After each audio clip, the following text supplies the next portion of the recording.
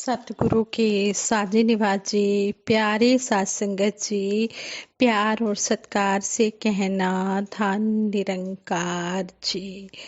साध संगत जी, युग निर्माता माता सविंदर हरदेव जी महाराज ने एक बार अपने विचारों द्वारा यह समझाया कि हमारे मन में हर पल शुक्राने का भाव बना रहे। साध संगत जी, कई बार तो ऐसा होता है कि छोटी छोटी बातों का शुक्राना तो दूर की बात है, कई बार हम इतनी बड़ी बातों, इतनी बड़ी बड़ी चीजों का शुक्राना करना भूल जाते हैं जो इतनी कीमती है, हम उनके बिना रह भी नहीं पाते हैं। सतगुरु माता सुरीक्षा जी महाराज ने समझाया कि कई साल पहले सतगुरु बाबा हरदेव सिंह जी महाराज के साथ नाथूला पास चाइना बॉर्डर सिक्किम पर जाने का मौका मिला। वहां पर ऊंचाई होने के कारण उन्होंने ऑक्सीजन के सिलेंडर रखे हुए थे और बता रहे थे कि थोड़ा सा भी सांस लेने में मुश्किल हो तो ऑक्सीजन ले लो, नहीं तो दुर्घटना होने का डर है। हम अपनी डेली की जिंदगी में सांस ले रहे हैं, हमें यह एहसास ही नहीं होता कि इस निरंकार ने हमें ये कैसे ऑक्सीजन दी हुई है। किसी देश में यह भी कई दिन पहले पढ़ने को मिला कि किसी देश में ऑक्सीजन चैम्बर्स बने हुए हैं, बिल्कुल शुद्ध ऑक्सीजन बोतल में मिल रही है, वो इतनी महंगी बिकती है। तो एहसास होता है कि हमें निरंकार ने हवा, पानी, ऑक्सीजन सब कुछ ऐसे ही दिया हुआ है और हम इसका शुक्राना ही नहीं कर पाते हैं। इसी प्रकार हमें ये परमात्मा का ज्ञान मिला है, हमें इसका लाख लाख शुक्राना करना चाहिए। महापुरुष जहाँ बैठते हैं, प्रभु परमात्मा निरंकार की चर्चा ही करते हैं। संगत से दूर कोई भी ना हो, अगर हम थोड़ा भी दूर हुए तो फिर वही निंदा नफरत के कारण अपना तो माहौल खराब करेंगे ही और दुनिया में भी निंदा नफरत बुराई फैलाने वाले बनेंगे। संत महापुरुष जहाँ भी बैठते हैं इस निरंकार की चर्चा करते हैं, निरंकार से जोड़ने वाली बातें करते हैं। निरंकार से यही अरदास है कि हर पल हर क्षण यह शुक्राने वाला भाव ही हमेशा बना रहे। हर इंसान को इस निरंकार प्रभु परमात्मा के साथ जोड़ते हुए हम अपनी जिंदगी में आगे से आगे बढ़ते चले जाएं। सतगुरु माता युग निर्माता माता सविंदर हरदेव जी महाराज ने बताया कि ऐसा वातावरण सिर्फ तभी बन पाता है जब इस निरंकार प्रभु परमात्मा के दर्शन होते हैं। दुनिया में किसी के पास भी इतना भी समय नहीं है कि 5 मिनट रुके और मुस्कुराकर किसी से बात कर पाए। सब अपनी परेशानियों में, अपने कामों में बिजी हैं।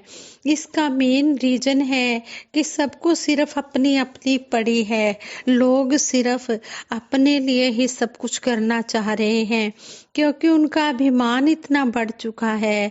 आप जानते हैं कि किसी की तबीयत खराब होती है तो उसे डॉक्टर के पास ले जाते हैं और डॉक्टर अनेकों प्रकार के टेस्ट उनको लिख देता है ताकि बीमारी के मूल कारण तक पहुंचा जा सके। इसी प्रकार अगर हम ध्यान से सोचें तो इस अभिमान का मेन रीजन भी यही है कि इस प्रभु परमात्मा से इंसान दूर होता जा रहा है और अपने अभिमान के नजदीक होता जा रहा है। कहने को तो कह देते हैं कि हम प्रार्थनाएं भी करते हैं, गुरु पीरों को भी मानते हैं, पर सतगुरु माता जी ने कहा कि आपने सुना भी है कि गुरु पीरों को तो मानना है पर हमने उनकी भी माननी है, जो शिक्षाएं हमें उन्होंने दी उनके ऊपर हमने चलना है। ज्ञान के बारे में कहा कि ज्ञान केवल जानने को नहीं कहा जाता बल्कि जीवन जीने को कहा जाता है। हमें जो ज्ञान मिला है यह सिर्फ एक जानकारी की तरह है, हमने नहीं लेना। इस मिशन की शिक्षाओं पर जो सतगुरु बाबा जी ने 36 सालों में रात दिन एक करके हमको लेसन सिखाया, उन सब शिक्षाओं को अपने जीवन में उतार कर आगे बढ़ना है। एक बार संगत में महापुरुषों से बात सुनने को मिली कि वो कहीं प्रचार पर गए हुए थे और जब ज्ञान की प्रेरणा देने लगे तो किसी ने बीच में से कहा, अगर आप लाला जी वाला ज्ञान दे रहे हैं तो उसे हम अवश्य लेंगे। महापुरुषों में से किसी एक ने पूछा, ये लाला जी वाला ज्ञान क्या है?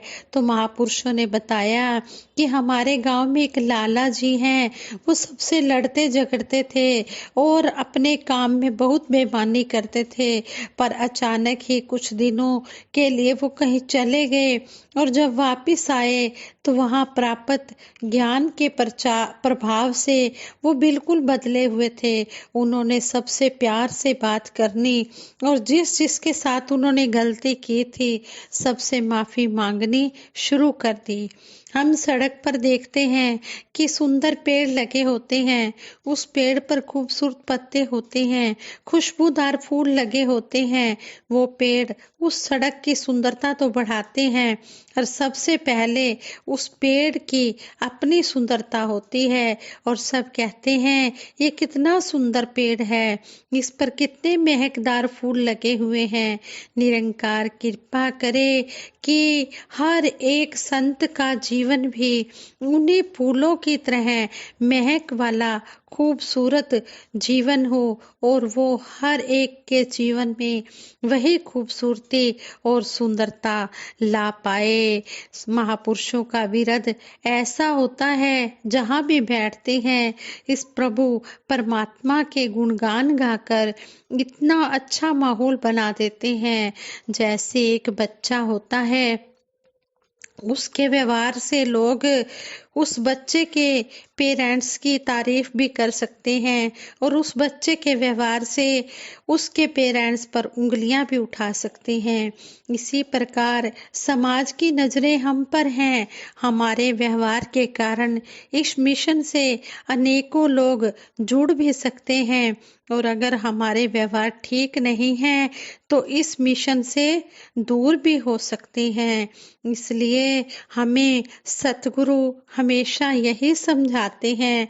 संपूर्ण हरदेव वाणी में सतगुरु बाबा हरदेव सिंह जी महाराज इस शब्द द्वारा हमें समझाते हैं कि वाणी मधुर नहीं है तो फिर चुप ही रहना अच्छा है। कटु वचनों को कहने से तो कुछ ना कहना अच्छा है। मधुर प्यार वाले वचन तो परेशान दिलों पर, तड़फते दिलों पर, दुखी दिलों पर मरहम लगाते हैं, लेकिन जो कड़वे बोल होते हैं वो दूसरों के दिल पर जख्म कर देते हैं। निरंकार से यही अरदास है, निरंकार कृपा करे कि सबके मीठे वचन दिलों को जोड़ने वाले बने। कभी भी कोई कड़वा वचन बोलकर किसी का दिल दुखाने वाला इस मिशन का कोई भी बच्चा ना बने। इस तरह सतगुरु सच्चे पातशाह पल पल पर हमें समझा रहे हैं कि हमने हमेशा प्यार के भाव से ही युक्त होकर ये जीवन जीना है। भक्ति भाव आने से ही जीवन खुशहाल होगा। तो इस तरह हमें सतगुरु हर पल समझा रहे हैं। संत महात्मा देखते हैं कि संसारिक जीवों ने दुनिया के झूठे पदार्थों को मजबूती से पकड़ रखा है और कोई चीज पकड़ना चाहे तो पहले पकड़ी हुई चीज को छोड़ना होगा। जब तक किसी ने अपने हाथों में माया पकड़ रखी है और वह पकड़ से नहीं छूटती, उसको परमात्मा की प्राप्ति भी नहीं हो सकती। संत महात्मा जीव को समझाते हैं कि मानव असार वस्तु को छोड़कर सार वस्तु को ग्रहण करे। जो मानव के लिए काम आने वाली वस्तु है उसको ही ग्रहण करे। ये मानव जन्म परमात्मा की अनमोल देन है। तभी तो संतों महात्माओं ने इंसानी जन्म को दुर्लभ कहा है। इसी दुर्लभ मानव योनि में ईश्वर की प्राप्ति होती है। मानव सच्चे सुख के लिए दुनिया के भोगों के पीछे भटक रहा है। संसार के सुख हमेशा कायम रहने वाले नहीं हैं। इस नश्वर संसार में सच्चा सुख रिश्तेदारों और धन दौलत आदि में नहीं है। सच्चा सुख ईश्वर की प्राप्ति में है।